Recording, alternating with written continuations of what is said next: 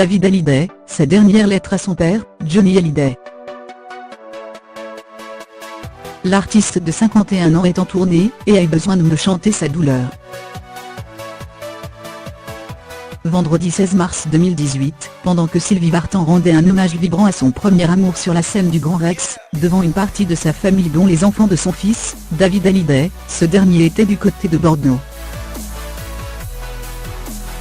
Actuellement en tournée, le chanteur de 51 ans n'a pu assister au concert de sa mère, puisqu'il se produisait à Ambert en Gironde.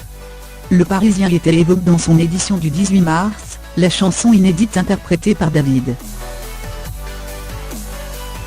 C'est au troisième rappel que David Hallyday, visiblement très heureux de retrouver son public, s'est fait plus grave. Je vais vous chanter une chanson que personne n'a jamais entendue et que j'ai envie de partager avec vous directement.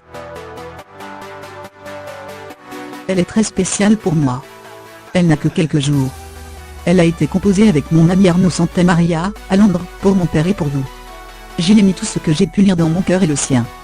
Après cette introduction bouleversante, David révèle le titre de cette chanson, Ma dernière lettre. Moi, je ne t'oublierai pas. Selon Le Parisien, une photographie de Johnny Hallyday apparaît alors sur scène et David chante en refrain, ce que j'ai jamais dit c'est juste un dernier cri avant le paradis. Comme lors du premier spectacle de sa tournée, David Hallyday a également repris 2 chansons de son père, J'ai oublié de vivre et 100%, extrait de l'album éponyme, que David avait composé pour Johnny en 1999. C'est également une chanson que Sylvie Vartan a choisi de chanter hier soir.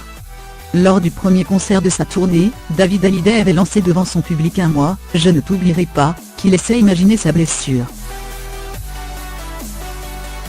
David Hallyday et sa sœur Laura Smith se sont engagés dans une âpre bataille judiciaire contre Laetitia Hallyday, unique héritière de leur père.